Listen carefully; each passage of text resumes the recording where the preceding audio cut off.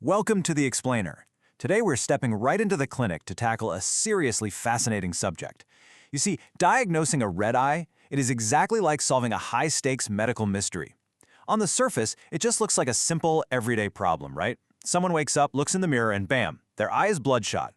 But as we're going to see from our clinical source material, that redness is actually a vital clue.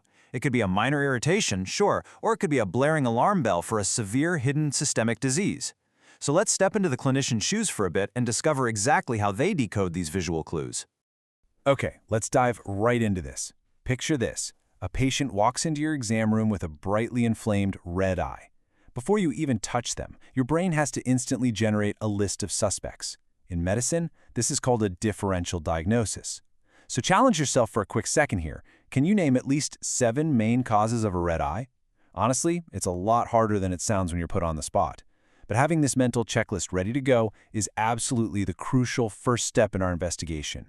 When generating that initial suspect list, our sources tell us a doctor has to consider a wildly diverse lineup. I mean, we've got your common mild offenders, things like dry eye, blepharitis, or simple conjunctivitis, which most people just call pink eye. But right alongside them in our suspect lineup are some highly dangerous, truly sight-threatening conditions.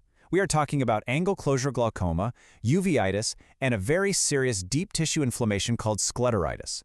Missing one of these severe conditions, just because you assumed it was a simple case of dry eye, could quite literally cost a patient their vision. To really ground this, consider our primary suspect, Case 1. Imagine a patient sitting in the chair with this striking, dense network of dilated, angry red blood vessels standing out against the white of their eye. It looks painful. It looks really alarming. But here's the catch. This symptom alone just isn't enough to convict. To figure out exactly which of our usual suspects is responsible for this specific presentation, we have to go out and gather hard evidence. And to gather that hard evidence, doctors rely on a meticulously detailed, step-by-step clinical workup. First up, they measure visual acuity, or VA. Basically, has the patient's actual sight been compromised? Next is the slit lamp exam, which is essentially putting the living eye under a high-powered microscope. Here the doctor is checking for corneal staining, looking for rogue inflammatory cells floating around in the front fluid of the eye, and even applying gentle pressure to the eyelid just to see if those red vessels move or empty out. Then they check intraocular pressure, IOP, to rule out scary things like glaucoma. And finally, dilation. This allows them to look deep into the back of the eye for any posterior changes. Every single one of these steps eliminates suspects from our list. So the really crucial point here is how this investigation systematically narrows down our diagnosis. As the doctor sifts through all this evidence, they're often trying to differentiate between the actual physical layers of the eye. For instance, is this just a simple sectorial episcleritis? That would be an inflammation of the superficial layer sitting right on top of the white of the eye. Or is it a nodular episcleritis, where a distinct raised bump of inflammation has actually formed? Or, and this is the most concerning of all, is it nodular scleritis? That means the deep structural wall of the eye itself is inflamed. Telling a superficial surface inflammation apart from a deep structural issue, that changes the entire course of our mystery. Let's say all this detective work pays off, and thankfully, the diagnosis is a simple episcleritis. Well, this is where the clinician completely shifts gears, from being a detective to being a healer. As our source beautifully notes, the absolute best thing a doctor can say in plain language is, "It's going to be okay, it will resolve by itself." Highlighting this comforting bedside manner is just so important, right? Because patients are understandably terrified when they look in the mirror and their eye is bright red. Reassuring them that their vision isn't at risk and that the body will naturally heal this mild inflammation is just a massive relief. But of course, we don't just send them home to suffer, we detail a gentle, symptom-relieving treatment plan. The doctor is going to suggest ocular lubricants and warm compresses, really just to soothe those pain receptors and provide some comfort. However, there is a major plot twist we have to warn patients about: rebound episcleritis.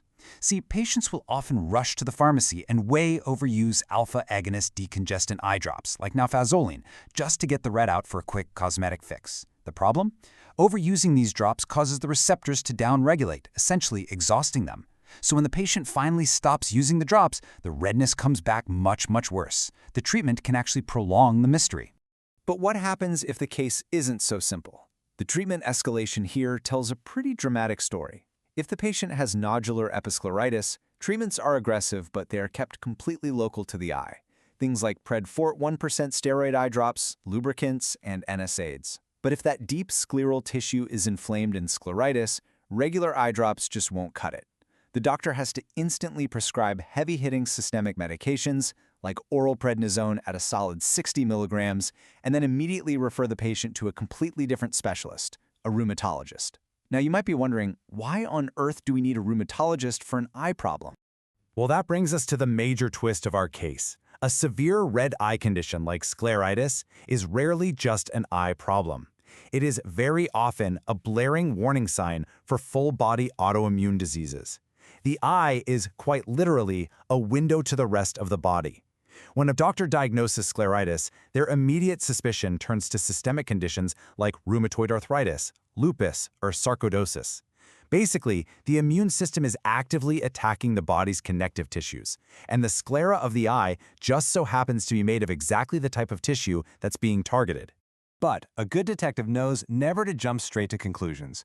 Beyond autoimmune issues, the clinician has to investigate other potential systemic culprits too. According to our clinical sources, scleritis can actually be triggered by serious infectious diseases. We're talking herpes zoster, syphilis, or tuberculosis. It can even be a rare reaction to specific drugs, like bisphosphonates, which are used for bone density, or a complication from past ocular surgeries, like a cataract removal or a glaucoma procedure, like a trabeculectomy. The doctor really has to zoom way out and examine the patient's entire medical history to find the true root cause of that red eye. Now, as we near the end of our investigation, we uncover a truly terrifying clinical paradox. You would logically think that a wildly inflamed, bright red eye is the absolute worst-case scenario, right? But actually, a far worse prognosis in these severe cases is seeing a sclera with no inflammation in an area where there used to be active disease. Why? Because a lack of visible inflammation at this late stage often indicates that the sclera is dangerously thinning out. The tissue is literally melting away, creating a massive risk for the eye to actually perforate. It goes to show that sometimes the absolute quietest signs in a medical mystery are the most dangerous ones of all. So, as we wrap up this explainer today, I really want to leave you with this thought. We've just seen how a single symptom can lead us down incredibly different paths, from a totally harmless irritation that just needs a warm compress, all the way to a severe systemic autoimmune meltdown that requires an entire team of specialists to solve. The next time you look in the mirror and see a red eye or notice one on a friend, remember the intense detective work we just walked through. Will you know if it's just a simple irritation or a critical warning sign from the rest of the body? Thank you so much for joining me to decode this medical mystery today, and keep exploring.